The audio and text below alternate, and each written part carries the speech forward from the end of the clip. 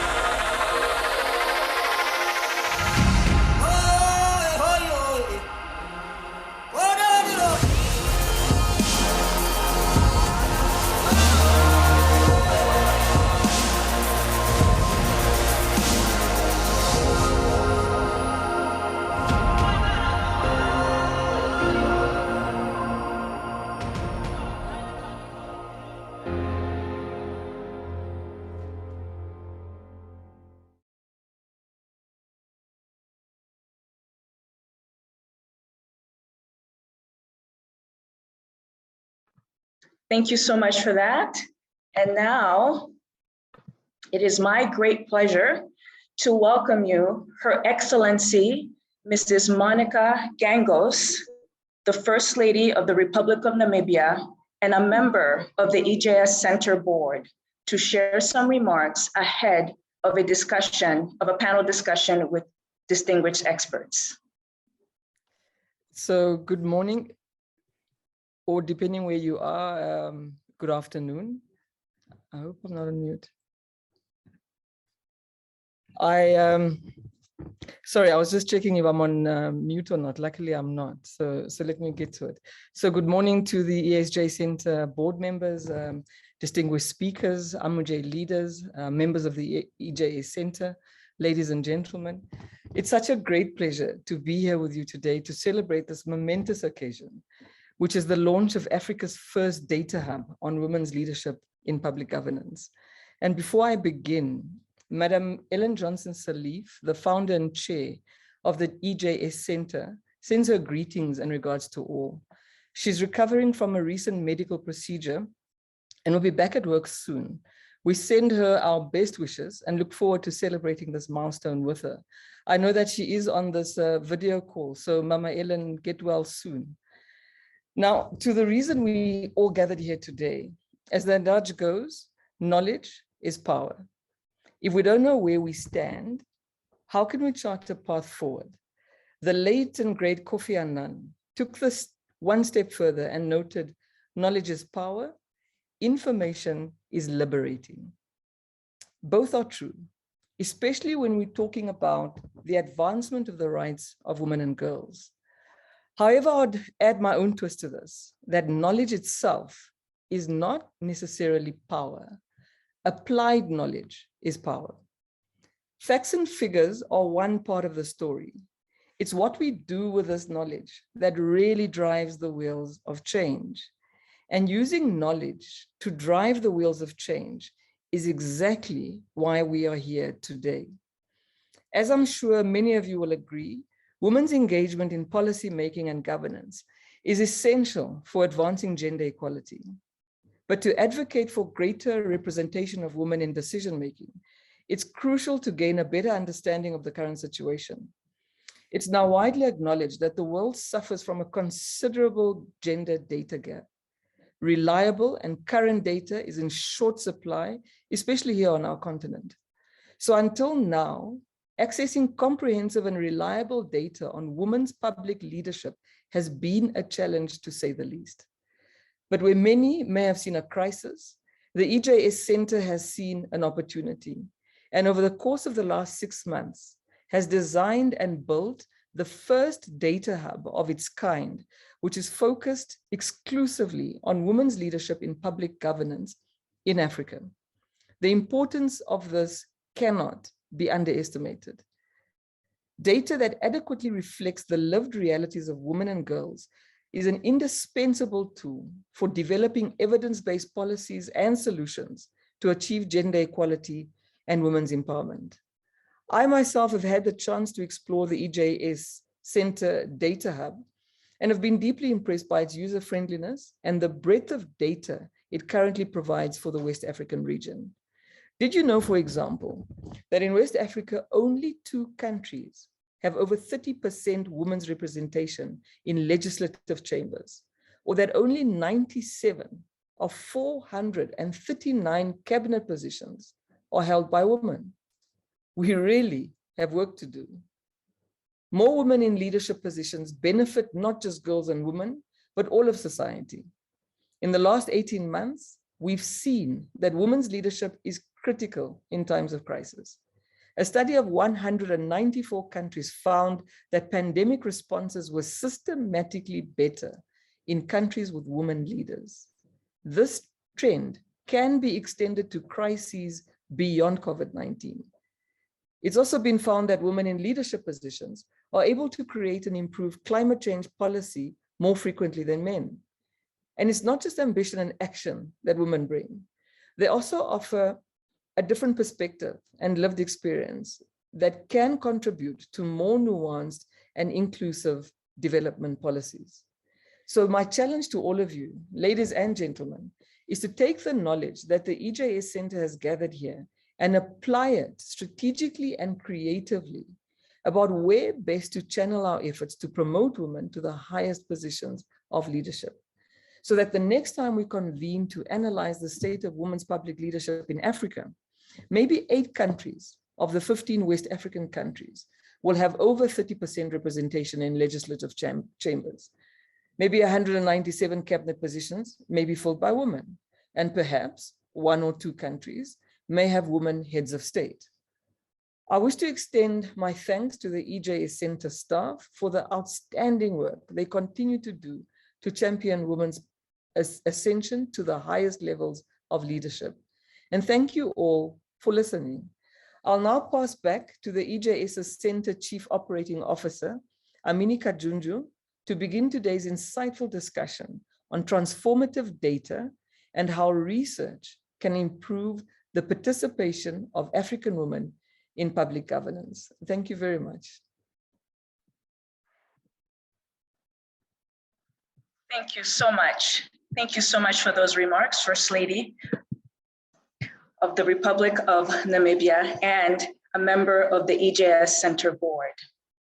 Now, allow me to welcome Yawa Hansen Kwao, Executive Director of Emerging Public Leaders and an inaugural Amuje leader, to lead the panelists in a discussion on transformative data, how research can improve the participation of African women in public governance.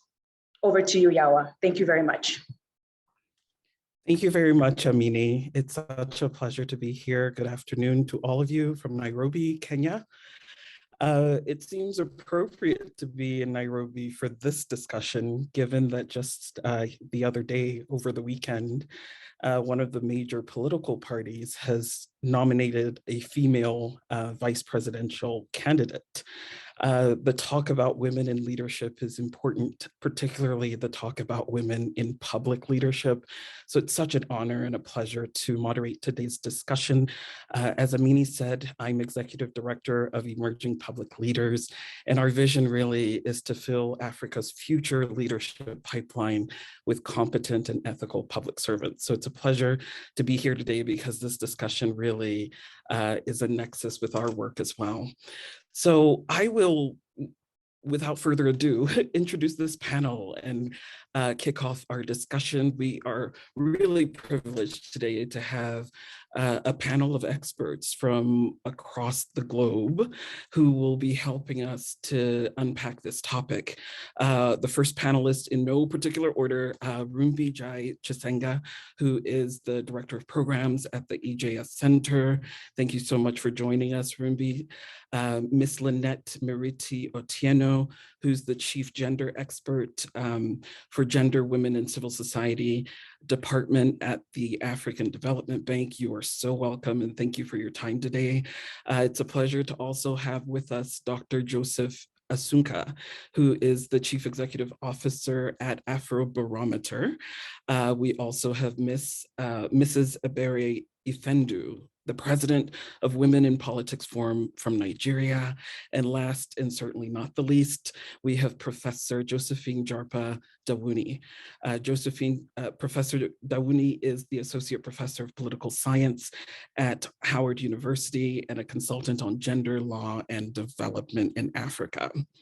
So our goal today with today's panel is to really understand and unpack the role of research.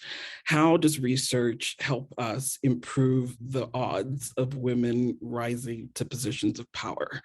And so I thought it'd be great to start off with our panelist from the EJS Center, Rumbi. Rumbi, I wanted to kick off this discussion by asking you specifically, why has the EJS Center taken on this project? And is there a particular reason why you've chosen to do it now? Well, thank you so much, Yawa. Great questions to kick us off. As you know, the EJS Center's mission is to champion women's ascension to the highest levels of leadership and to challenge systemic barriers to girls' and women's advancement. Now, one of the ways in which we are addressing the underrepresentation of women in public leadership is by supporting accomplished African women leaders like you as they journey to the highest levels of leadership through the Amuje Initiative. In doing this work, we very quickly realized that there was a significant knowledge gap. We struggled to access data on the participation, representation, and leadership of women in public governance beyond some of the widely reported statistics such as parliamentary representation. So it was important for us to get a sound understanding of the current situation to create a baseline for current and future interventions. And with that in mind, we set out to create this tool that would first track, then collate, and ultimately share data on women's inclusion in public leadership. And here we are launching that tool today. And why now, you asked? If not now, then when? And really, in all seriousness, the prejudicial treatment of women has been one of society's long entrenched problems. And the exclusion of women from decision-making perpetuates the cycle. We now know that the exclusion of women from decision-making keeps us from achieving some of our development goals. And while there has been growing momentum to address gender inequality in recent decades, the World Economic Forum's 2021 Global Gender Gap Index predicts that if we continue moving at the same pace, it will take us just over 145 years to close the global gender gap in politics. So why now, you asked? Because advancing gender equality is as urgent as it is important. By delaying action, we risk perpetuating injustice and postponing the achievement of our development goals. So let me pause there, and thanks, Yawa. Thank you so much for that, Rumbi. And, you know, I think it really sets this conversation into context as well. If not now, then when? And it's a startling statistic, 145 years before we see parity in women's political representation. Thank you for sharing that. I think I'll come to you, Dr. Joseph Esunka, as CEO of Afrobarometer. On this panel, you are the only man on the panel as well. And I wonder what your perspective is on what ways a data-driven approach, like having the data hub and having actual figures, will help us cultivate more male allies to support the rise of women in leadership. Thank you so much, Yawa, and thanks to the EJS Center for inviting me to this. When I looked at the panelists on this launch event, I was like, I'm so lucky to be part of this team because I've long admired the work of all the panelists here, and here I am sharing a forum with people that I've so held in high esteem. So thank you so much for the opportunity. And of course, thank you to Your Excellency for the opportunity to also talk to you about, Afrobarometer and some of the data that we use, and just thinking about ways that a data-driven approach can harness or at least bring males on board as allies for this. First of all, I think just we can't run away from the facts. First, we have a population that is almost equally divided between men and women. And having such a population, it just makes logical sense that we must all be on board to ensure that there's parity across the two genders. Because there is a reason, of course, having populations that are equally divided between two genders means that in everything we do, we have to strive for parity. There has to be gender equality. It's so unacceptable, as the opening remarks stated, to have 50% of your population being female, and then you come to our public institutions, whether it is parliaments or the judiciary or other places, that we put leaders in place to guide the development of our countries, that you will have less than 20% of the women being in those institutions. And that is just lopsided. And I can imagine, for example, from the Afrobarometer perspective, we always mandate that, our protocols mandate that in every country, our surveys must cover 50% females and 50% males. And that is for a reason. We want equal representation so that views are reflected. If Afrobarometer were to go into the field and include only 10% of women and 90% of men, you can imagine the critique we are going to get. How can you be sure that the results you're getting is actually reflective of the population, because your sample doesn't reflect what the population is? So why would we think that having a cabinet or a parliament that is 10% female would reflect the aspirations of the population in totality? So I think that is just having those bare facts is a good reason why we must all be allies, especially men, be allies to push for parity in our public institutions in general. The second thing I just want to note when it comes to data, because we deal with data all the time, and our work is that the data is front and center of our work. And just the role modeling effect, because if you don't actually have access to data that shows you how women are doing in politics and public governance, sometimes it can be blinding. And so having this data hub where there's the opportunity to actually see the performance of the, especially our sub-region, in terms of how many women are in power, and as Your Excellency, the First Lady of Namibia indicated, I do think that over time, we hope to be able to see parity across our public institutions. And I think having data that guides us, gives us the direction, like this is the direction in which we're going. And if we know we're not going the right direction, we can course correct and actually come to that. But the last thing I just want to state in this place in terms of how data-driven approach can influence, our movement towards gender parity, is just thinking about what we've learned from neuroscience and the statement that's already been made, thinking about in times of crisis, how men and women make decisions differently. I say this because, of course, research in general has also shown that in times of crisis, when women take decisions, they're much more thoughtful than men do. And so you can imagine that you have a cabinet that is 10% female, and then you want to make a decision in times of crisis.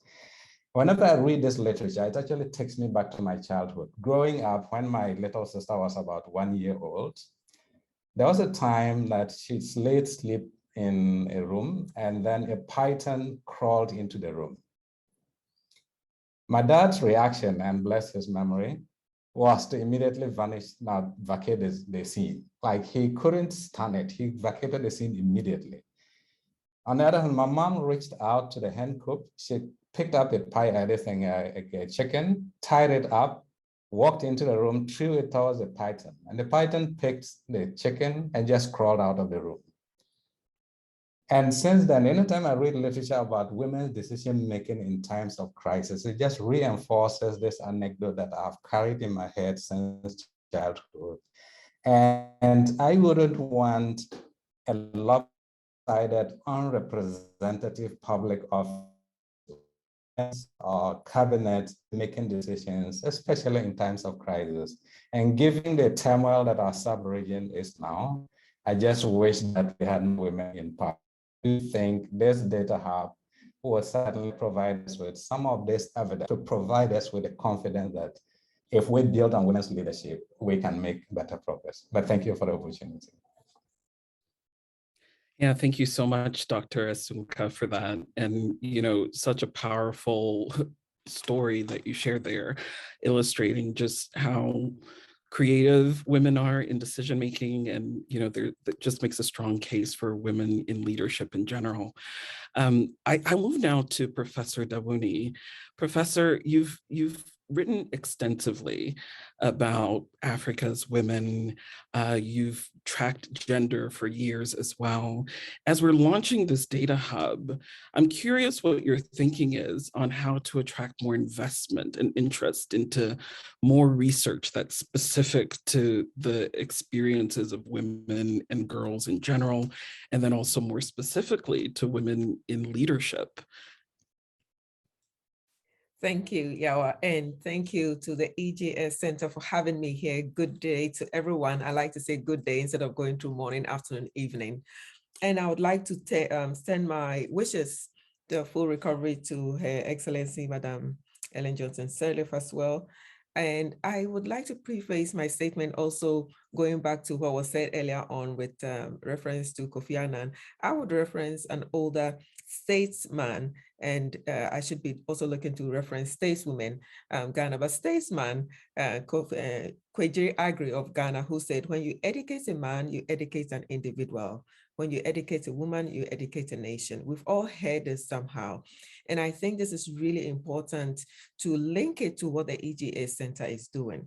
That is taken as the EJS Center, Mama Ellen Johnson Sirleaf, her team, to put together this wonderful data hub, which is very needed within the African context. Now, I'm not saying that other data sets do not exist. that quantify women's representation. Of course, we have Afrobarometer, the great work they've done, the Interparliamentary Union, and many others. But this is Africa specific, and it's really important for the ownership that we have in contributing to this data. So yes, data, very important, because we know, and it has been said, that if you cannot measure it, you cannot fix it. We all do know that, yes, data about women, women's representation continue to be limited in public office in other places. And for us as researchers, we need to have the data to justify our findings and also justify our recommendations. For example, I have a problem when I'm writing sometimes with attempts to collect data on women in judiciaries or women in the law, bar associations. And because one, I cannot depend on the reliability of the data, and it's a lot of anecdotal, yes, we have this number of women here and there, I have to write my research with the word most or many, and it's not enough. So I really think that this data hub is going to be important for research, and that the research will inform policymaking, and that hopefully the policymaking will also inform the activism. So there's a circular thing that we can do out of it. So to end quickly on this, I cannot emphasize enough the importance of this data hub. This is the beginning. This is just West Africa that the EJS has started with. And I invite really all who are interested in helping to really ground data. Not just any type of data, but data on women, but more specifically data on African women, to really look to see how we can continue to invest in this in terms of resources, but also invest in terms of human capital, because there are researchers out there who can contribute in different ways, their time and their talents. And of course, for those in, multinational corporations and multilateral organizations who can also invest in resources in terms of money, to help make sure that the data that is being collected, lastly, doesn't just stay at the top level, but that we are also looking at the broad spectrum. We have to look at the lower levels as well, because that is where the pipeline is. And so I hope we continue to get investment to get this work going. Thank you. Yeah, thank you so much, Professor Dawuni. And you talked a bit about some of your research on women in the judiciary. I'll come back to you with a question on that in a moment, but let me move on to you, Ms. Ebere. I just really wonder what your experience has been like in Nigeria. You have been working really hard to promote women, particularly in public service leadership. Your experiences are varied, and I wonder, are you challenged in accessing data? What has your experiences been in also getting the information that's needed to make the case to policymakers to support some of the work that you've been championing? Yeah, thank you very much. I think I'll thank you, first of all, for the EJS Center to have me as part of this beautiful launch. And I also want to pray for our mama, and I wish her a very quick recovery. Just like you said, doing the work that I do, we realize that data is very important. Unfortunately, it's still a huge problem for us to assess. I'm saying this because we work mostly with political parties, and there is no political party in Nigeria as we speak with a good membership data. So it's so difficult to even talk about number of women that are members of a political party. The data is not there. We have asked severally from INEC. INEC is also asking, INEC is, by the way, the Independent National Electoral Commission in Nigeria. They have also tried to ask political parties to come up, with a concrete document to show the exact number of members that they have. And at that point, you begin to, talk about the genders, levels of age, the persons living with disabilities, the youth, and things like that. So that is lacking, and that's making our work so difficult. Apart from doing that, I think on the part of the Independent National Electoral Commission, they have done so well with harnessing data, especially of the persons that contested the elections. So we were able to review the 2019 elections, And we got the data that 2,970 women actually contested elections across all the political parties. And then we also got to know that just 70 women out of the 2,970 actually got elected. Yes, but we also need them to do more by breaking it down to using the age barrier, age assessment. Let us know the youth participation, and then the other sectors. So it's been a huge difficulty for us to assess data. But what have we done as organizations that are working with women across the political parties? For us as Women in Politics Forum, what we did at this time, to be able to know exactly the number of women that are aspiring to different positions, we started the aspirants website. Is a website that is open for every woman that's contesting an election in Nigeria. And it's on www.nigerianwomenaspirants.com.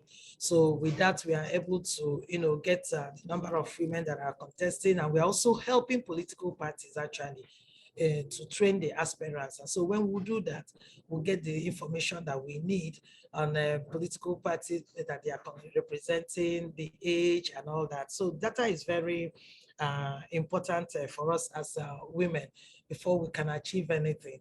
And so it was also with the data that we got from INEC that we were able to hold a post-election conference, 2019 post-election conference, that we got the aspirants themselves, and then the people that also transformed from aspiration to candidacy, to share their thoughts, their experiences with us.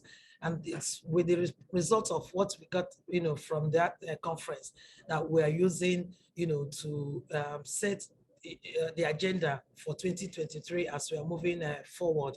I will also say that from the data that we had last time, we were now able to identify that for Nigerian women to move forward, we need proper legislation. We need laws guiding such activities.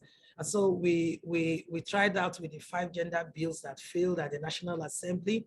And while that was going on, sometime in 2020, Women in Politics Forum joined other organizations, about 8 other organizations. The coordinating organization was the Nigerian Women Trust Fund, and we sued the federal government. We wanted to know, since we have a Nigeria gender policy, why are we not following the gender policy that talked about affirmative action? And why are we also not respecting the section 42 of our constitution that talked about equality? And I'm proud, that our Nigerian courts lived up to, what we expected from them. We were lucky to have a very positive thinking judge in the person of Justice Donatus Okorowo. He was not afraid to give, judgment in favor of Nigerian women. And we are celebrating him everywhere. And I think I'm doing that exactly here so that my sisters in Africa and across the globe will know that, yes, a time in Nigeria that Nigerian women needed a voice. We got it from Justice Donatus Okorowo. And so we won the suit against the federal government. It has not been appealed. And what it means is that is the law as we speak today. So we are hoping actually that come 2023, we are going to have more women in appointive positions, because you can't talk about elective positions because it's something that is a contest, so to say. So women will participate, women will contest, and then we'll hope that more women will win this time. So the data, is important, and it's what we need to be able to really talk about the number of women we have as judges in every sector, actually, the judiciary, economic, areas, and whatever area we are looking at generally. We need to be able to assess the number of women, and that will help our advocacy. That will also help the work we do. So I'm excited that we are launching this today. I know that this will go a long way to help women across the world, especially women from the West African region. And Nigerians are optimistic that it will be a source of good resource for us in the work we do. Thank you very much. Yeah, thank you so much. I think your examples clearly show the importance that data has on influencing policy. And I think, congratulations to you and all of your collaborators on being able to influence Nigerian law with the data that you gathered. And maybe on that note, I might segue to you, Lynette. The African Development Bank is one of the biggest partners to African governments in developing. And, you've produced numerous reports, and I, wanted to cite the 2019 Africa Gender book that you created, and building on what Ebere just talked about, like that nexus between, having information and being able to use that to influence policy. Since publishing the Africa Gender book and all of your other efforts in the, to promote gender, have you seen an influence at the policy level with all of your numerous partners across the continent? Thank you very much, Yawa, and thank you very much, EJS, because of this panel, and congratulations on the launch of this. Now, have we seen progress? I want to start by saying that first and foremost, our move to really push for gender disaggregated data was informed by one of the objectives of the bank's strategy, which is inclusive growth. And of course, the question then we asked ourselves is, how will we know that the growth that we are financing for in Africa is inclusive? And hence the reason why the bank has really invested in sex disaggregated data and the collection of that data. Now, in terms of uptake of this data and the progress that we are making, I would say that we have seen some progress. Now, what the bank has done with that gender data book was not just to have the book, but also have an index that is together, we are working with this together with the UN Economic Commission for Africa. And this index every 2 years shows us what progress we are making towards gender equality in Africa. Now, what has happened is through these efforts of this data and through other technical assistance support that the bank has provided to member countries, we have all 54 countries now in Africa adopting the minimum set of gender indicators for the Sustainable Development Goals. So together, and we have been working on this together with UN Women and ECA to really get all the statistics offices together and have them adopt this. Meaning that all these countries will be able to monitor this kind of data and be able to report on progress. But there are, of course, some challenges. The adoption of the indicators is one thing. The actual collection of that data is another issue. And one of the reasons is really the cost of data. So we are also really dialoguing with the National Institute of Statistics to use their existing surveys to make sure that they are including indicators that collect gender data.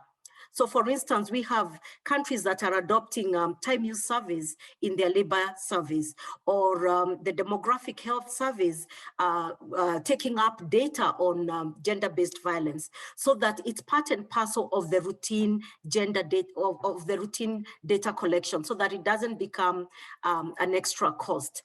Now, one of the biggest challenges we've seen is in countries which we call countries in transition, countries emerging from conflict, where really gender integration is not the priority. The priority is to have more basic data.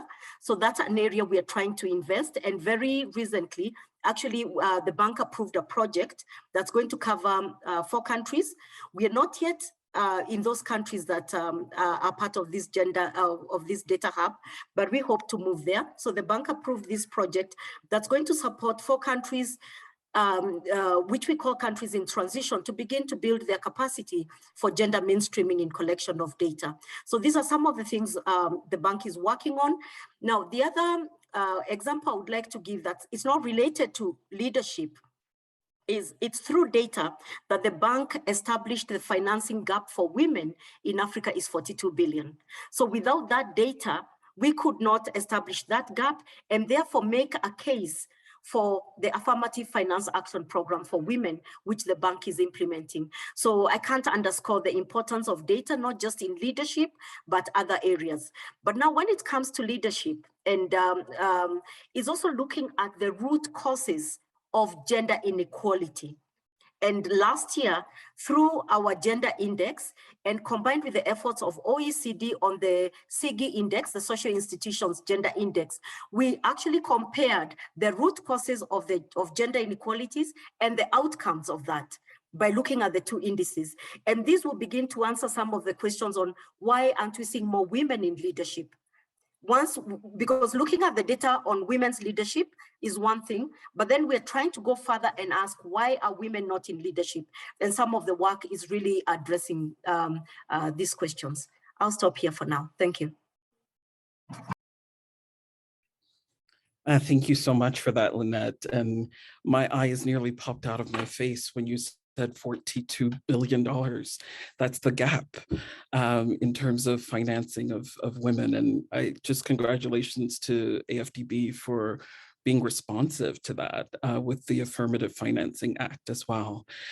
So I do want to build on this and come back to you, Joseph Asunka, CEO of Afrobarometer, because your institution also produced a report, and I believe in 2021, last year, you looked at women's political participation and you tracked and reported on some of the metrics that you saw. But I want to pick on some of the words that you use. You viewed women's political participation from the lens of them being able to be in government, but also effective.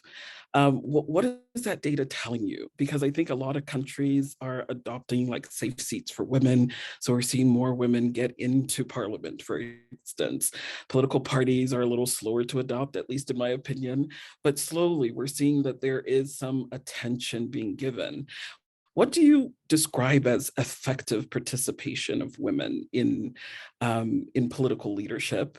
And what is equality just about women getting in? What can you shed more light using some of the data you've gathered in your recent report? Great, thank you for that. And of course, I can speak to some of the findings that we have had, especially the most recent survey conducted between 2019 and 2021. And before I talk about political leadership, I want to just take a step back and then talk to you about some of the findings we've had in terms of gender equality on the continent.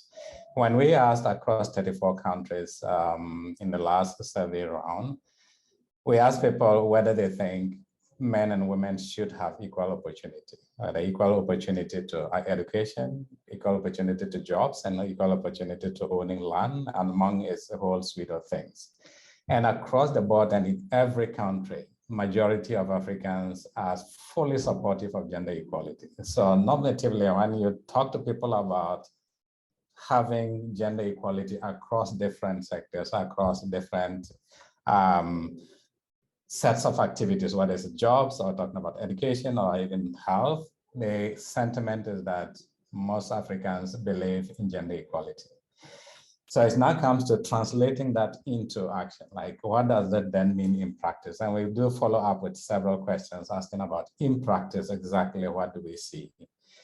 And what we're saying is, if it comes to the practice, the gaps still remain. And in some cases, the gaps are actually growing. And that is the concern. So it looks like we're going backwards in some cases.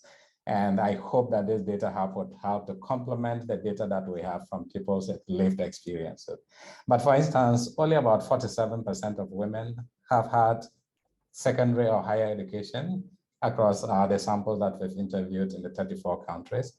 And this is compared to 60% of men, which just creates a huge gap there. The second thing is, of course, in some countries, the differences are not very big. So in cases of Botswana and Namibia, we do have kind of gender parity in those countries. But when you come to countries such as Togo, Cote d'Ivoire, and the like, then the gap becomes very big, like 20 percentage point gap between men and women. The same way when it comes to asset ownership. And I'm talking about these because some of these are preconditions for political action and ability to participate in politics. When it comes to asset ownership, the same thing, we see a big gap. Women are like 12 percentage points behind men in several assets that we've asked, whether it is owning a motor vehicle, owning a phone, having access to the internet. There is a big gap there between men and women. Of course, when you look across countries, again, some countries do better than others. And I think that this data hub will also provide us with some data to be able to compare the hard data versus people's experiences in that sense. The same way, I mean, when you come to talk about decision-making power in the household, we had hoped to see some improvement in this particular area, but we do see that there's still a big gap, about a 15% gap between men and women in terms of who gets to make decisions at the household level. And so I talk about this because they all feed into how our society is arranged and whether or not women can effectively participate in politics.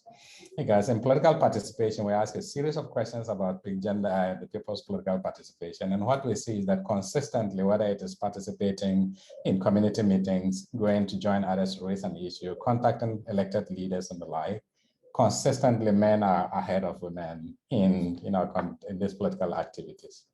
But I think there's question to ask is then why, what is creating that? And of course, our society is arranged in a way that women have faced several barriers. The key one being time, the second being just the contentious nature of our politics, and then the third one being just resources and training, whether or not women are able to access that. And just on time, briefly, of course, we all know, and I'll go back to my mom's stories because it looks like my mom just made me a feminist during her lifetime. I do think she would wake up, she's the first to wake up, she's the last to go to bed. And that happens to several women across the continent. And you can imagine somebody having almost a job that is like 150% of her time. And then we still expect that the person should be able to participate actively in politics. I do think that is just almost asking for too much. And so thinking about ways that some of the norms, gender norms that we have on the continent can begin to shift. I'm glad that in our data is showing that younger people are increasingly more accepting of the fact that household chores and childcare is a shared responsibility. And so it does seem like we are moving in some direction, but sentiments really imbibe them and live and grow with them in a way that allows us to create time for women to be more active in politics. And I think your effectiveness is just the ability to have enough time. But of course, then thinking of ways that we can resource women to be able to actively participate in our politics. When it comes to violence and intimidation, I do think we probably need to revisit our electoral systems, because when you have a winner takes all political system or electoral system, then our politics just becomes like dogfights. The winner will take everything and everybody else loses. But if we can re-engineer our electoral system that would promote cooperation and collaboration among competing candidates, it may help us get out of that scheme. And of course, I'm sure that will create a lot more, a terrain that is more conducive and women will be more willing to participate actively. But thanks for the question. Yeah, thank you for those additional insights. I think, the truth is women in political leadership, or women in general, women in leadership in general, I think comes against this notion, the subconscious belief that women cannot or should not lead. And it's interesting, as you teased out different indicators in the report that you tracked exposure to education, but also asset ownership. And the fact is that that burden of domestic care, that social care that a lot of women are still saddled with, seems to be repeatedly cited in many reports as one of those biggest barriers. So thank you for shedding more light on that. And thank you that your mother made you a feminist. I think we might pause at this point because we do want to get our audience to participate. We're launching this data hub and we want to, use this opportunity to also allow our audience to give us some data. We've got 2 polls that we would love to, for each of you to participate in. So I'm gonna ask that our colleagues that are giving us tech support launch poll number 1. It should be on your screen. So go ahead and please take a moment to answer the question for us. Has the lack of data on women's participation in public governance negatively impacted your work? Has it impacted you at all? Yes, no, maybe so. Please take a moment to just click. We really want to, as we're launching this data hub, gather data of our own. Thank you for your cooperation. All right. So I do want to bring the conversation back to Professor Dawuni. Professor Dawuni, in your earlier remarks, you talked about some of the indicators that you've been tracking, and I wanted to come back to you, particularly because you talked about women in the judiciary, but also as we're launching this hub, you know, I wonder from your perspective, what are some of the indicators that are worth tracking? Because, you know, I think about it this way, we're living in a world where people are going to the moon, there's artificial intelligence, there's new levels of, the world is shifting. You know, there's a pandemic that has shifted the way we live and work. As we think about the future of work, and we think about the future of countries, do we need to start tracking different things than what these usual reports track? From your perspective, as we think about data as a whole, and as we think about some of the volatility and shifts that the world is experiencing at this moment, I'm curious what you think, especially because you cited women in the judiciary, because it's my opinion that we may need specific focus on that, you know, as we think about a world where there may be driverless cars, or the growing influence of artificial intelligence might influence what work looks like in the future. How will it affect women? And therefore, what should we be tracking now to make sense of it all? I welcome your thoughts, Professor Dawuni. Wow, this is a big one, Yawa. So let me try not to make it a lecture like I'm in a classroom. And before I come to that question, let me make 3 quick points. One, and to build up on what Dr. Asunka said, I agree with all that, you know, with data, the importance of data, the issue of effective leadership.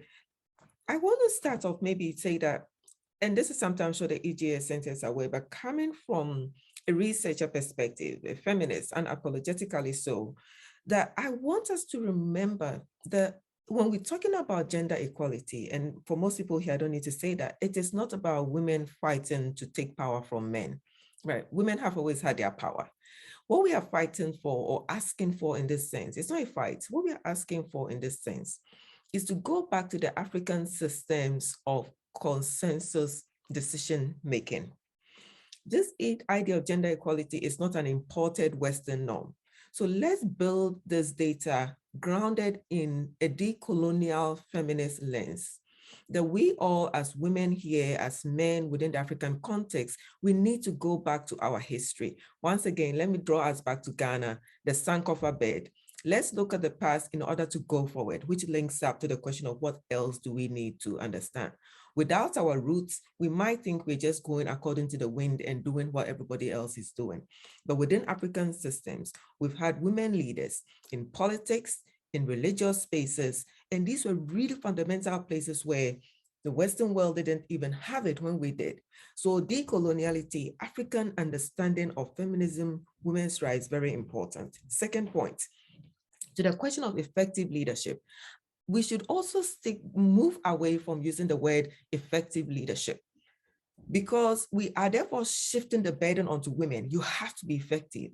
You have to prove yourself before we give you the position. It is not the woman who is not effective, like we've seen in the discussion so far, and we know. It is the systems that have been created based on patriarchal ways of leadership that need to be deconstructed. Because if we create those systems and women are put in, then we are measuring them against those patriarchal systems of what leadership is or should be.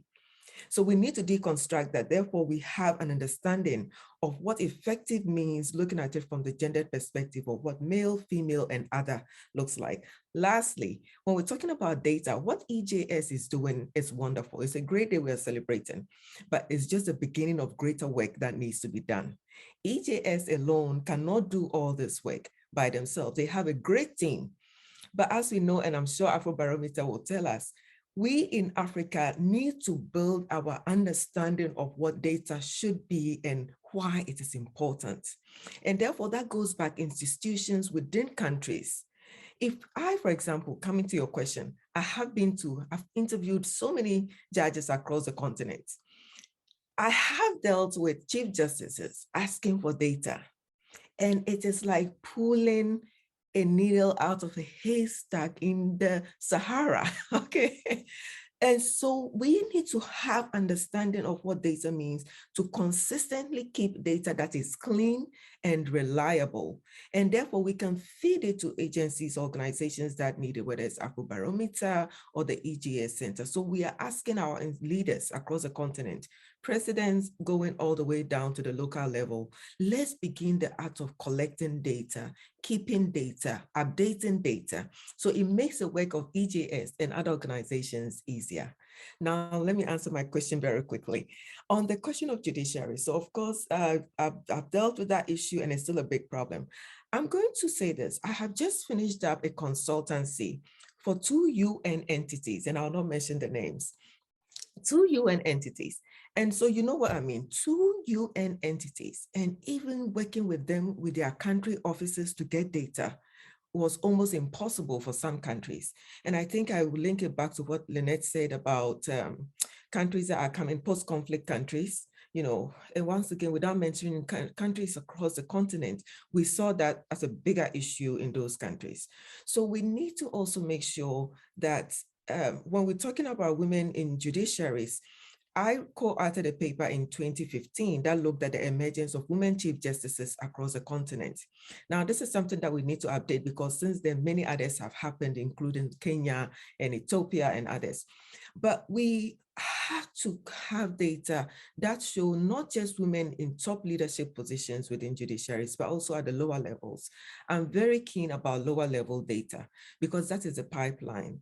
And if we don't have that data, then we can't track the progress that's happening over time. Very quickly, with my nonprofit, the Institute for African Women in Law, we do collect the data. We have what we call the gender scorecard, and we're trying to track data across other regions. So coming to EJS, I think one big way that we could also support EJS, because we are all here as supporters, as collaborators, is to see how we can collaborate to have the data collected and maybe maintained and co-shared. That's one way to do it. What else should EJS be looking at? Wow, there's a lot. But I think also somebody put in the chat box about, or I think in the Q&A, what are the other issues they're going to be addressing? I know EJS has a great plan. We know Mama Ellen doesn't do nothing small, but it is just the beginning. I am very hopeful and confident that they will collect data across different areas. But this is a start. They started it with West Africa. They are looking at women in leadership. I would love to see them do more in the judiciary, but there are also other areas we need to look at: the environment, the issues of ability and children. But let's start from somewhere. And once again, let me end on this note.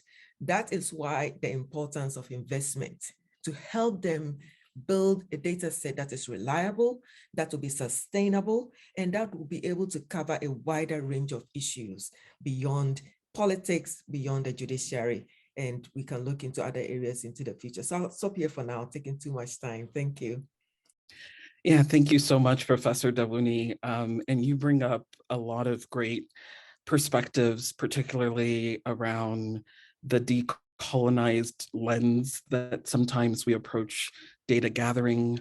You also picked a little issue with the word effective.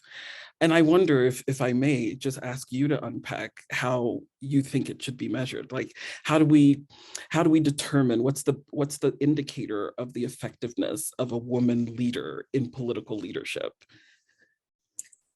So to make it quick, I think it's an issue of conceptualizing. And I want to say that not effective woman, once again, when we use that, we link those two words, it's putting the burden, shifting. So my legal mind is thinking, who's the burden of proof here, right? It's a woman who has to prove I'm effective.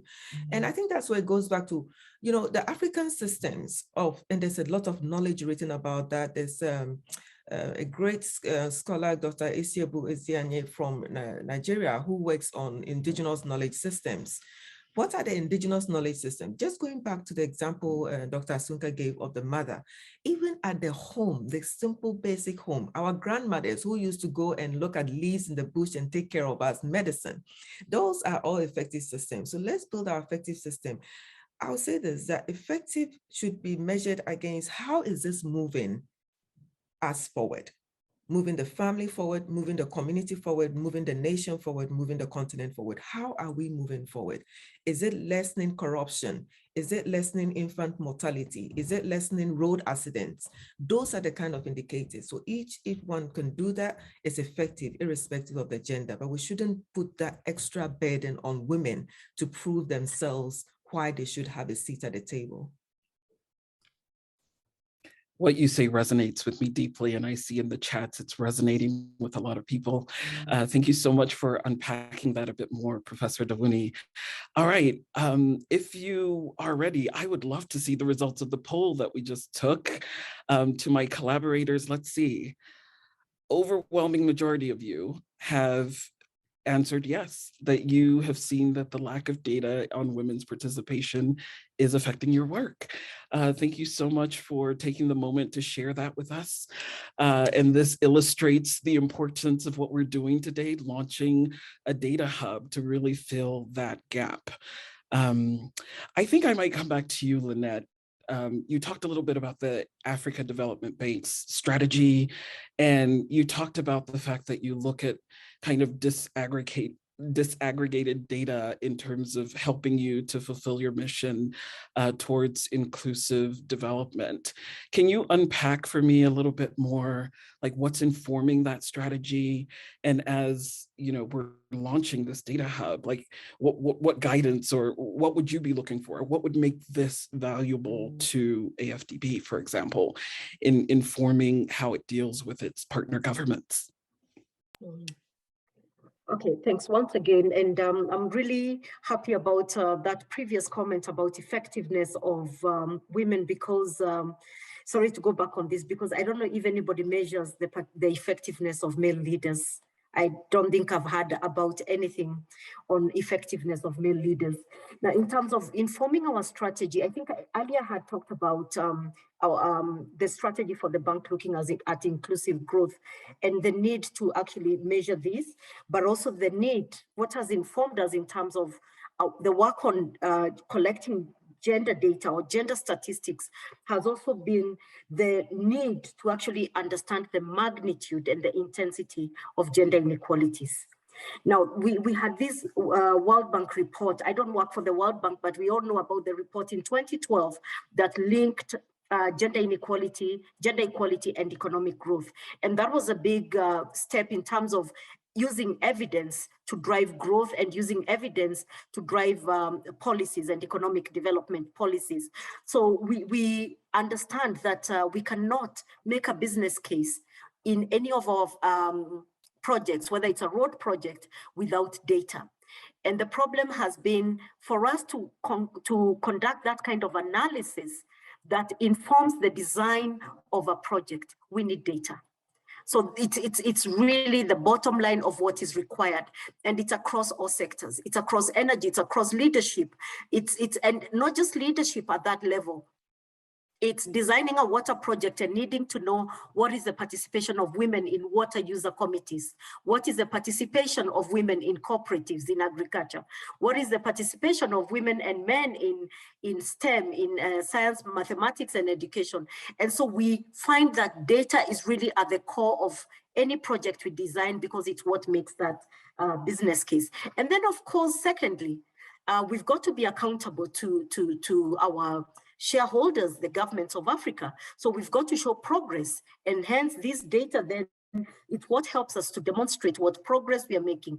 And I believe that this hub is also going to not just put static data, but it's going to be a hub that shows the progress that Africa is making in women's in leadership, and perhaps later cascading to other areas where we can actually see movement and see we started here and we are headed this way. So that need to show progress is very important. But also, and this has already been mentioned, it's going to guide our policy dialogue. We've got the AU leading the Agenda 2063. And I believe this data is part of what is going to lead the dialogue that we have. When the bank convenes, it's convening its members, the shareholders and the governors in Ghana. It is data that informs the dialogues that are going to happen there, whether it's data on financing but it's unfortunate that a lot of times maybe data on gender equality or women's progress may not make it to the forefront, but this is the data that helps us shift policies. And I want to say that I know that Her Excellency was very fundamental, for instance, using data to influence how the members of the African Development Fund increase the bank's resources in fragile countries. So data is useful even to bring in resources to where they need to be. And for the bank, that's very important because it actually shows where the resources are done. But something that was mentioned by Her Excellency when she made her opening remarks, the data will also show us the magnitude of contributions that women are making. She talked about women, where there was women leadership, that there was better addressing of the COVID situation. And it's only data then can show us where women are contributing at that level, whether it's women, and it would be so good to have even comparatives that look at areas with women leadership and progress in those sectors, like she alluded earlier, looking at ministries with women's leadership and see how those are performing. And it's not looking at women's effectiveness. It's looking at, how women can influence change and hoping that then that influences change. I know the private sector has data. The McKinseys have done a lot of studies that have said where there's boards, where there's more women in boards, the bottom line and the profits are better.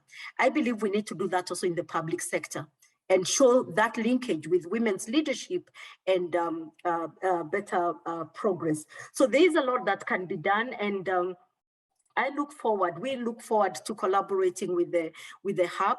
The bank itself had developed a gender data portal. It would be good to see how these portals or the hubs can speak to each other and whether it's influencing the data that's collected by countries so that it's made available in the hub. We look to, forward to seeing how we can collaborate in these and also cascading it from public sector to the lower levels, as has been mentioned, but also to private sector leadership in other areas. And even seeing linkages between education statistics and I think it's really exciting how this data hub can be used to show the different linkages. And Professor Asunka and the people that are, crunch the numbers can actually then, be very helpful in showing us how all these sectors connect and with each other. Thank you. Thank you so much, Lynette. Just so much to unpack in what you said. But it definitely resonated with me when you talked about why is no one tracking the effectiveness of men. So thank you for calling out that double standard that sometimes seems to exist and even how we're thinking about what we're tracking in these indicators. I also know that we have a second poll. So I really want to come back to Ebiri, because the first poll looked at the usage of data. And Ebiri, in your earlier remarks, you talked about the lack of data or how you use data for your organization in order to influence policy. Overwhelming majority of our attendees today have said that they too have struggled. And I understand that you've actually used the data hub that we are launching today. So I'm curious how you envisage, as the leader of an organization working to fill the future leadership pipeline with women of competence and capability, how do you think this can be used? How can you give people a sense of how they can use this data hub to advance women's political participation? And your thoughts, having used the platform, would be helpful. Yes, for me, I think the platform is very good. It's coming at a good time for us. I want to believe that it will help us to form a very strong network for women in Africa. If we look at the data, we'll see the countries that are doing well. We'll see the areas that they are doing well and how they got to that point. And it will help the countries that are not doing so well, to pick up information, to see what worked for what country and how that was achieved. I'm saying this because even before we went to court against the federal government, we took a trip to Senegal as a case study. Senegal, for a long time, they talked about affirmative action. They didn't get affirmative action. And then Senegal got parity. We became curious. How did they do it? We took a trip to Senegal. We met the different women groups. We had interactive sections with them. We asked them, how did you do this? And they talked about using the legal system. We came back to Nigeria. A female judge asked us, what are you doing with the Constitution? Have you people really thought about going to, court to challenge the Constitution on equality? So what I'm saying is there's this comparative analysis that we can use. It's worked in Uganda, it's working in Kenya, it's not working in Nigeria, it's maybe working in Ghana.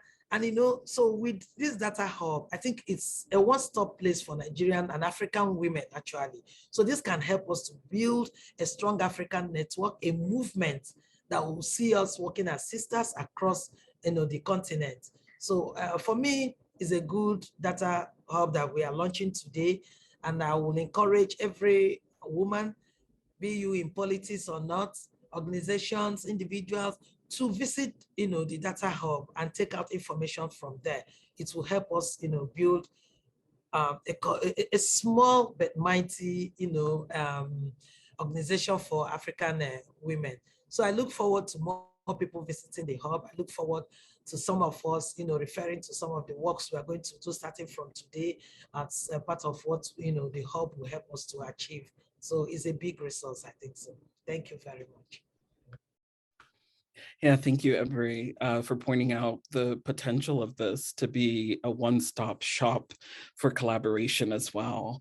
And thank you with your example of pointing out how it can, different activists and practitioners and civil society leaders and governments and multilateral agencies, anyone can connect with others to jointly work towards increasing women's participation. So thank you for sharing your specific examples. If you haven't yet, please participate in our second poll. It should be on your screen. The question is, how do you intend to use the data to advocate for more women in positions of leadership? As we're launching this data hub, we're curious to gather our own data about how interested parties like yourself will use this platform for good. So please take a moment and let us know by answering or clicking on your answer in the poll. Ruby, I do want to come back to you, and I do want to ask, as we heard from Professor Dewuni and amplified by Lynette and even Ebere in her earlier comments, this idea of women's political participation seems, to be topical. How do we avoid this being like a flavor of the month issue and make this be mainstreamed, to borrow Lynette's word, like they're trying to work with governments to just mainstream this type of thinking into how they think about development.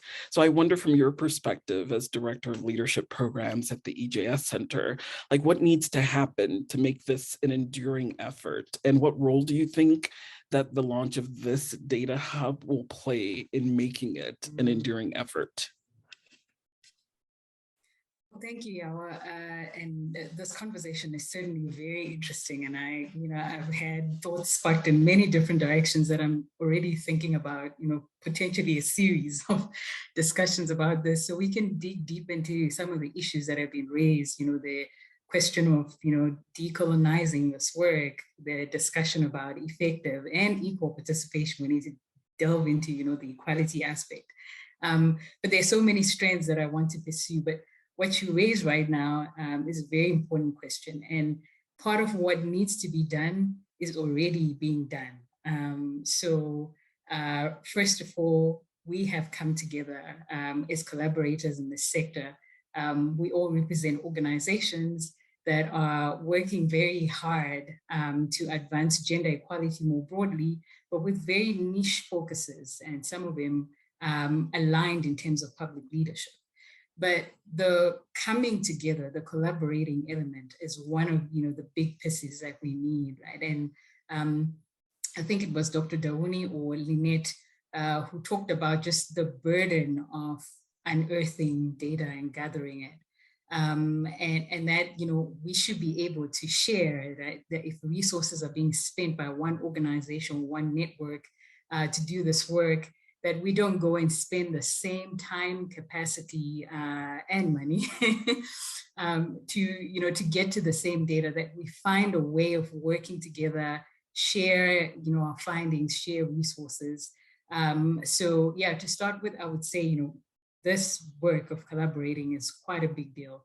The other thing is, you know, what we're doing with publishing data and sharing, particularly the way we have published the Data Hub, the EJS Center Data Hub, is we're trying to get the public to participate in this collaboration that I was just talking about earlier.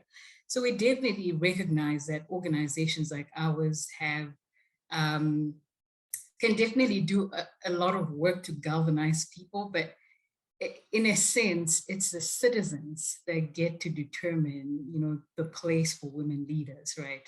And so what we are doing is encouraging all of us to pay attention, to develop a curiosity and learn what we need to learn, get the facts, get evidence, get the, you know, the ammunition, if I can call it that, to make a case to bring to account those who need to be brought to account. And so they really, one of the main goals for the Data Hub was to be able to place in people's hands the same script that lawmakers are reading from, that researchers are reading from, that, you know, almost kind of collapsing the walls between what people know and what the so-called leaders know, so that we can all participate in the work of driving change. So I think that's important for me to reinforce, so that we're not only expecting the organizations or the institutions that are in this space to do the work. We can only do so much without the support of the rest of the population. And hence we are trying to work to bring each other in as co-collaborators. And if we all join our hands, play our part, then I definitely think that, you know, it would take us less than 145 years to close the gender gap in politics.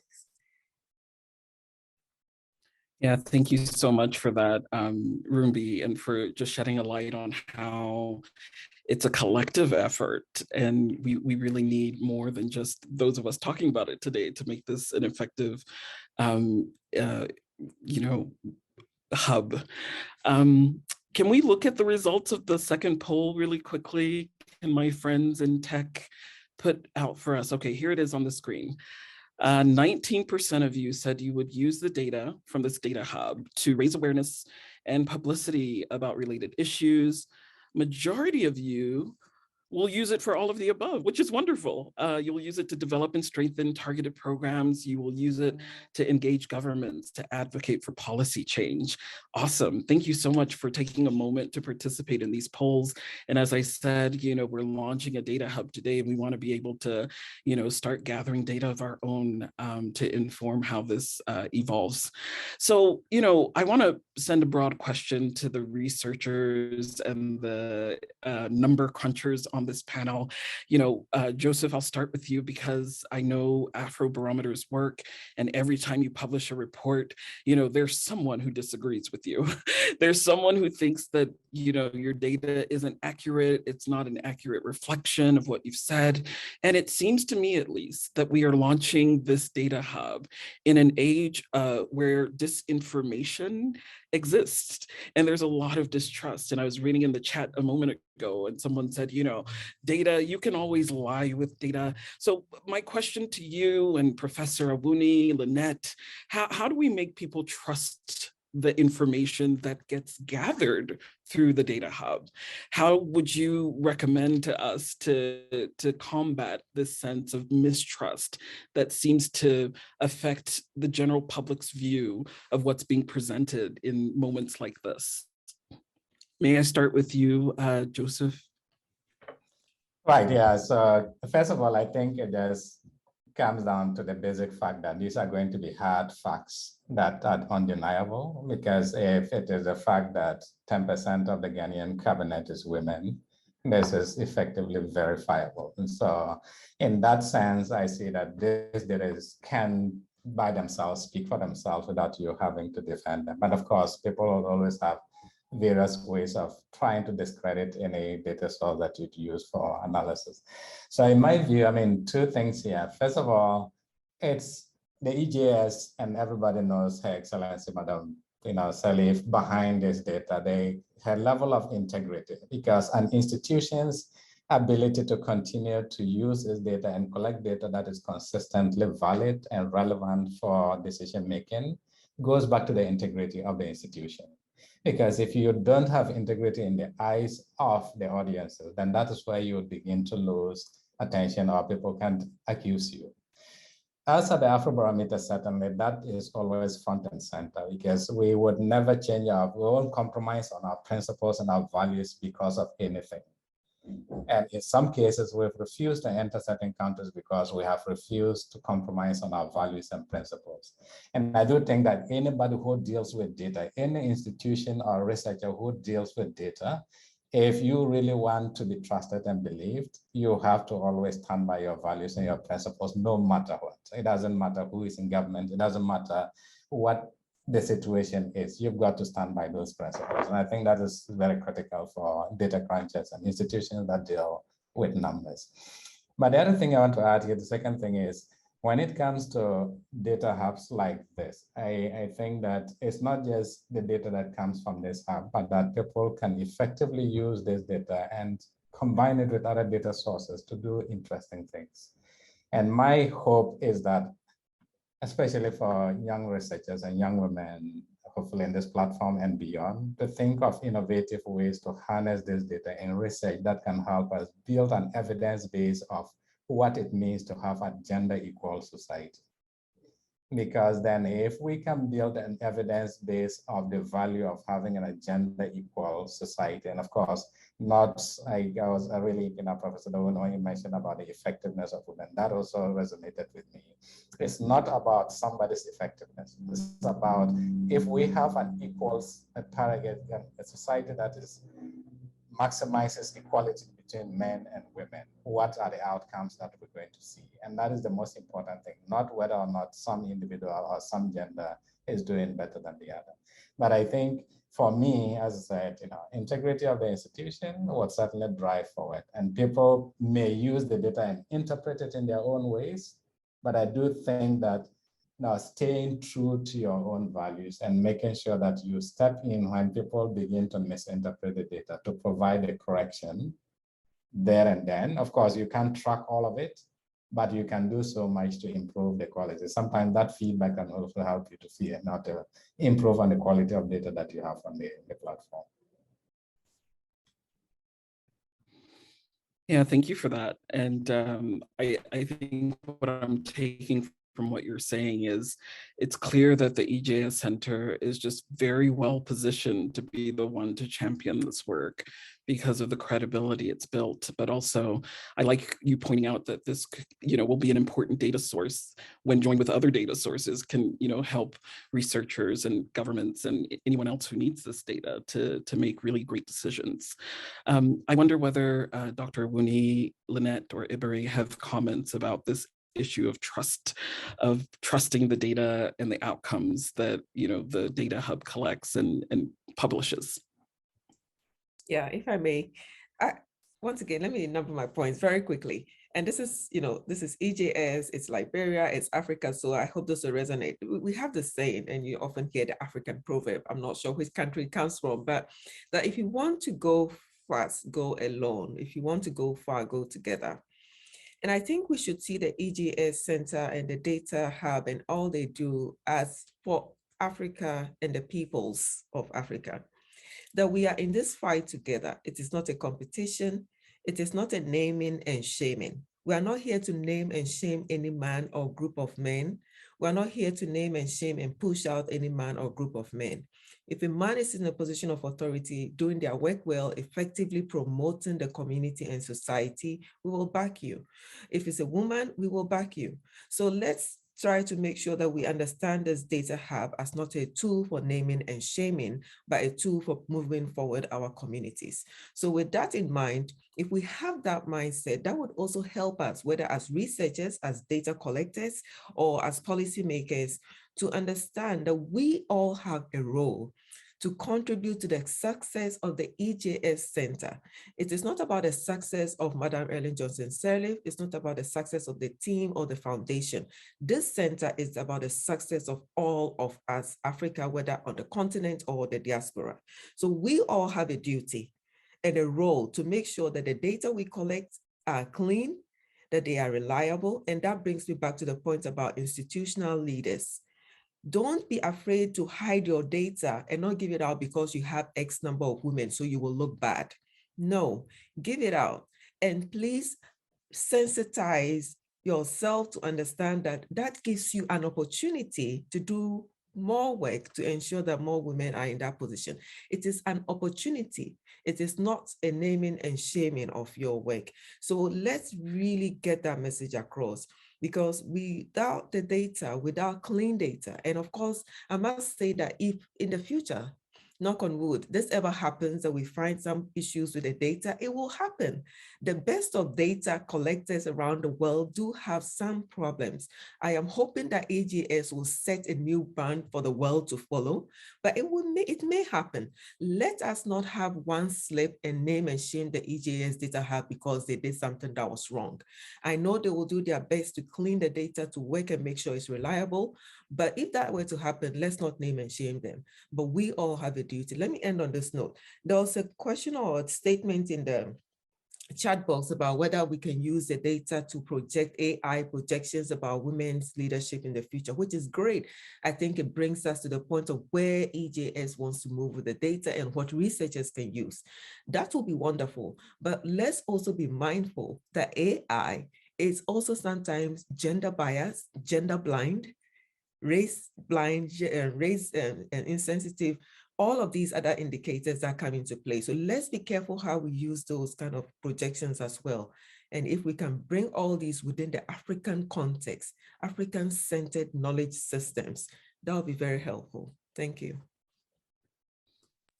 Yeah, thank you, Professor Dawuni. Really fascinating and insightful comments there, particularly about contextualizing this data and making sure this platform isn't used necessarily to name and shame, but to provide opportunities for growth.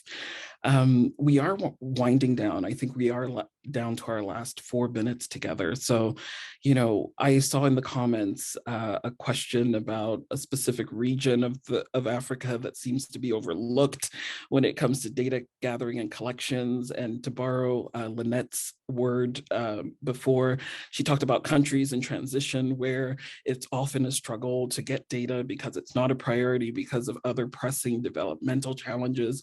I wonder if I can end by coming back to you, Rumbi, to just clarify for us, is this data hub going to focus on a particular region of Africa? Can you clarify that specifically because of that question in the chats?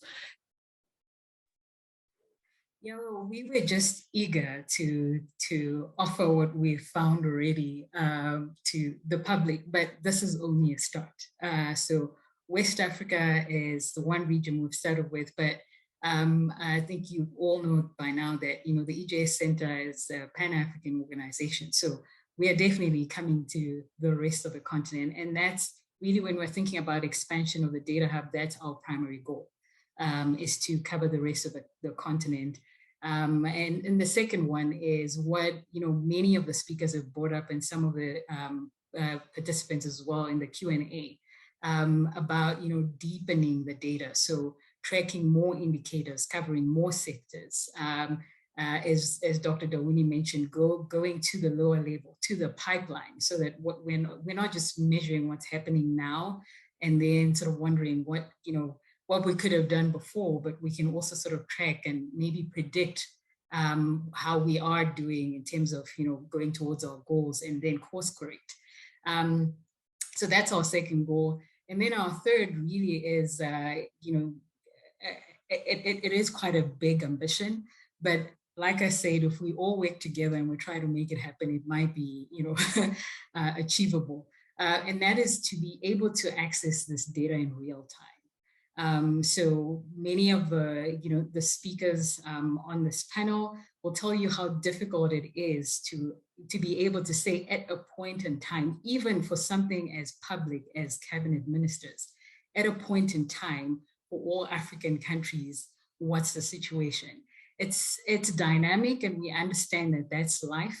But if we can also find a way, to Lynette's earlier point, where we can encourage our governments, the relevant institutions, and national statistics departments to pay attention, to disaggregate the data according to gender, to help us all to be able to access the data, then we can do the work of collaborating and collating it to ensure that in real time we also get this data. So I want to outline those three ambitions to let people know that we're definitely thinking about breadth, we're thinking about depth, we're thinking about currency. Yeah, thank you so much for that, Rumbi. And, I think this is a really important conversation that needs to continue. I know we are at time, and I do want to take a moment to thank each of our panelists today for the diverse perspectives they brought to this conversation. I still feel there's so much to unpack, but we are really thankful for you making the time to give us these insights and to, just really kick off the launch of this hub with the right intentions. Women's leadership development in Africa is important. There is a subconscious and very pervasive belief that women cannot or should not lead, and having the data to back it to make sure that we have a gender equal society is a real big goal that this hub will help us accomplish. So on that note, it's been a personal pleasure to moderate this conversation. Thank you to the team at the EJS Center for the opportunity, to Madam President and Your Excellency, the First Lady from Namibia, thank you. And to all of our guests today, thank you for participating in our 2 polls and for kicking us off with great data of our own. Greetings and blessings from Nairobi. Thank you so much, Yawa, for that. Thanks to our panelists for those insightful and thought-provoking contributions on how data and research can really improve the participation of African women in public governance. And thanks to you, Yawa, for excellently navigating us through what has been a rich exchange on data and how the tool and the hub can help us really achieve the women's representation that we're all seeking for and aspiring for. It now gives me great pleasure to introduce the special speaker at today's event, Michelle Milford Morse. Michelle is the United Nations Foundation's Vice President for Girls and Women's Strategy. The UNF has been a valued partner in the development of the EJS Center Data Hub. And so Michelle, over to you for your remarks.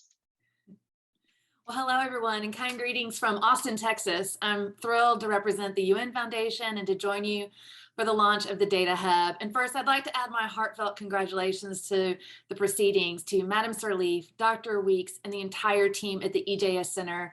This was clearly a labor of love and leadership, and the Data Hub is so thoughtfully designed, so user-friendly, so comprehensive, and so necessary. And while looking through the hub, I felt deeply inspired by the women who are leading across Africa and hopeful about the generations of girls and women ready for their rightful and just turn to lead. I know they will be compelled by what they find in this resource. Our esteemed panelists gave us an invigorating conversation about systems, about social norms, about the modern notions of leadership, decolonializing the work, the eternity of 145 years, trusting the data, reconsidering what effective need, that we need women on judiciaries, and also how to raise a feminist. These are universal and resonant themes. And the panelists made a really crucial point that bears repeating. Accurate and timely data is essential for gender equality. Only with good data can we identify the problems, the gaps, and the necessary actions. Good data does for gender equality what wind does for a sailboat. It makes the forward progress possible, and we need it to get where we want to go. So 2 things were on my mind this morning as I have listened to my outstanding colleagues. First, it matters who's in charge and who makes decisions. When we consider the challenges, the crises, and the opportunities ahead, everything we face as a people on one planet, You can't reasonably argue against the imperative for diverse and ready leadership. There is no rational defense for hegemony. There's no excuse for the exclusion of women in the halls of power. Governments should not make decisions about us without us. And as many have said, girls have to see what they can be.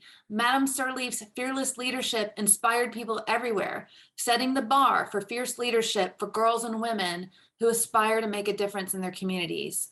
This was also true for me as a teenager in Texas, watching Ann Richards become our governor. So second, and as my colleagues at Data2X and others in the gender data world often say, we measure what matters. And we are long overdue for measuring who is in charge and at what levels and in what ways. We all know people who argue that there's no pay gap. We know people who argue there's no care burden. We know people who argue that there's no gap in equal protection under the law.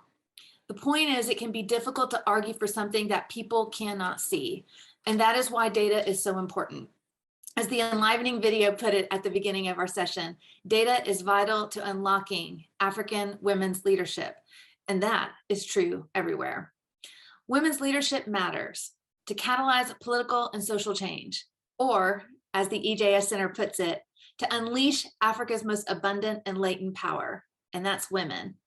I'm thrilled we have the Data Hub to measure this, to illustrate this, and most importantly, to act on what it shows us.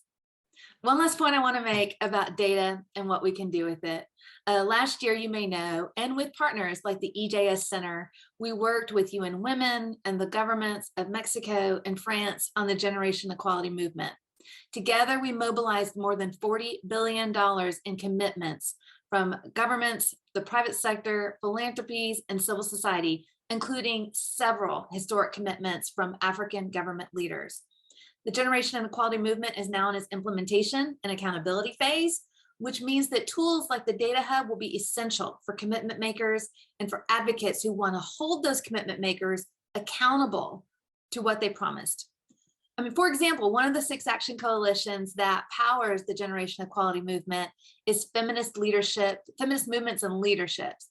And it seeks to advance and increase meaningful participation and leadership and decision-making power of women, and to advance gender parity in all aspects of public decision-making, including political and government institutions and executive and legislative positions. Given that, you can see why we are thrilled about the huge potential of the Data Hub to strengthen the analysis and the accountability of current government commitments and to prompt new ones ahead of the next milestone forum, and that was going to take place next year in 2023. The entire team at the UN Foundation is truly grateful to you all for what you have built and for the example it will set for others around the world. As I have said to the EJS team a couple of times, I want a Data Hub for Texas, I want one for the United States, I want one for the world. So congratulations again on the launch, and thank you for the opportunity to advance with you our shared ambitions for gender equality. Thank you. Thank you so much, Michelle, and it's really been a great pleasure partnering with the UN Foundation on this initiative to make the Data Hub a reality. At this point, I would now like to hand over to the EJS Center's Executive Director, Dr. Ophelia Weeks, who will be sharing some closing remarks. So Dr. Weeks, over to you.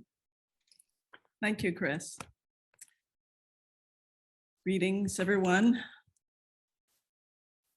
Our fearless leader, Madame Sirleaf, Madam Gingos, the EJS Center and Foundation board members, our Amuje leaders, donors, partners, supporters, our distinguished panelists and moderator, friends and well-wishers.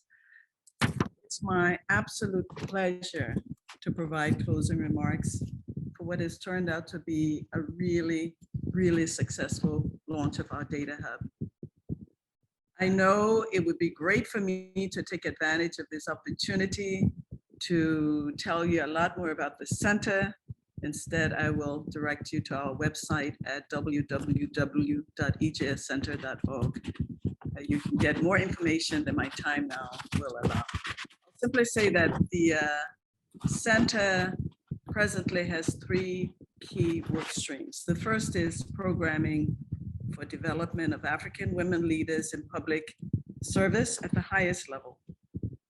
Presently, that's exemplified by our flagship program, the Amuje Initiative. The second centers on our efforts to build a physical campus for the EJS Presidential Library, our exhibit spaces and conference center. And in the not too distant future, we'll be launching a capital campaign to help us with those efforts. The third centers on strategic communications and research. The Data Hub is the center's most recent program in the strategic communications and research category. The Hub is a project that the center has been working on for a while. It's both thrilling and gratifying to see all the hard work and the long hours from our team come to fruition.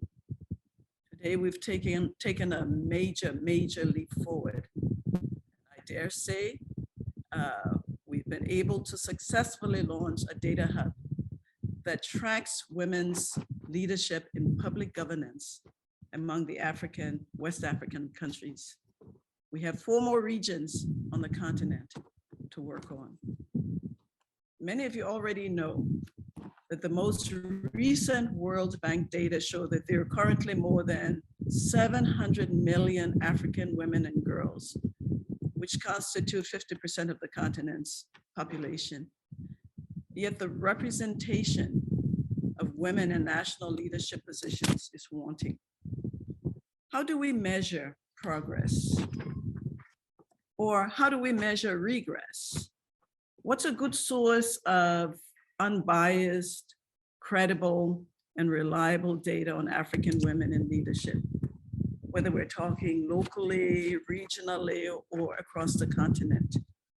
How many women judges are there in Cape Verde? How many women governors currently serve in Nigeria? How many women are in Guinea-Bissau's cabinet? More often than not, the data is hard to access. Availability maybe only to locals, or availability from an analog source, or it may be untranslated, or there may be barriers that impede dissemination. The EJS Center Data Hub is intended to help break those barriers. It's intended to empower, to enrich, to enable, to equip, and to inform. But most importantly, I should say, it is available and access is free. Informational sources like our Data Hub and other informational sources from the World Bank, the African Development Bank, Afrobarometer, as well as civil society organizations like Women in Politics, and academic institutions like Howard University, Go Bisons. These sources provide credible and trustworthy information that can break the bias to leadership. And it's already been pointed out, but as the saying goes, if you want to go far, go together. And if we work together towards this end of providing clean, timely, reliable data, which provides accurate windows on reality, if we do that together, then perhaps that 145 years closing the gender gap will be exponentially reduced. Let me now begin the process of ending by saying the Data Hub has launched.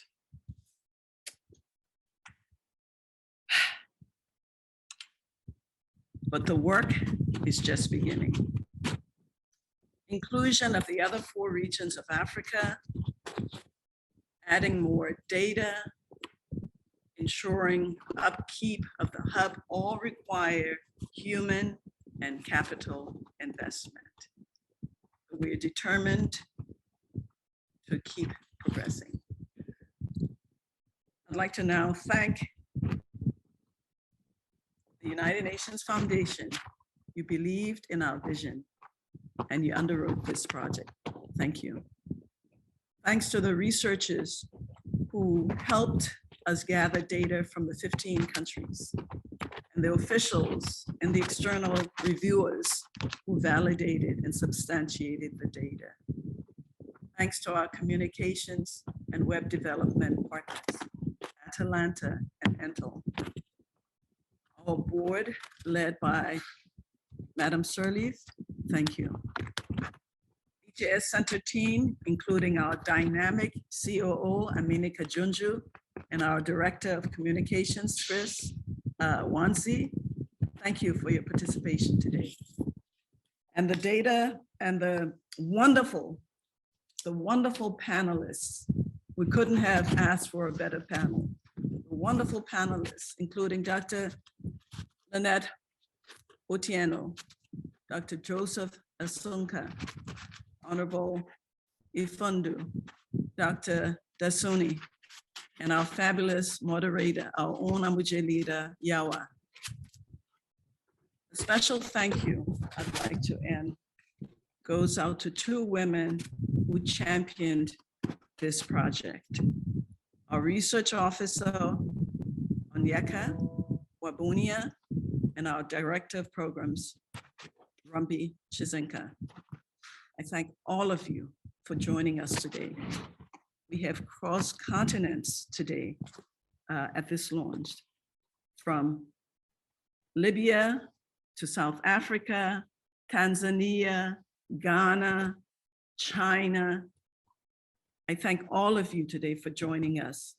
And I encourage you to visit our website again at www.ejscenter.org.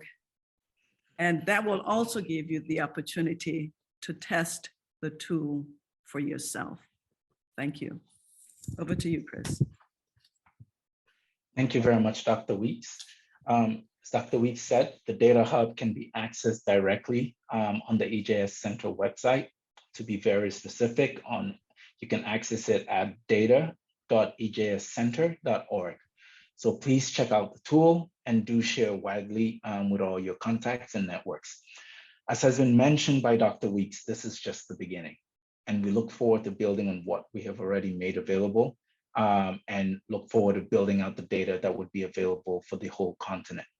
And that brings us to a close for today. However, I want to reiterate Dr. Weeks' thanks to you all for attending. And of course, we can't go without saying a special thanks to our interpreters whose work oftentimes go unaddressed. So thank you very much to our interpreters as well. I would like to remind those of you who registered for our media briefing that we will begin straight after this event on the link that was provided to you when you registered. The media briefing will begin at 3 p.m. Once again, thank you to everyone and goodbye.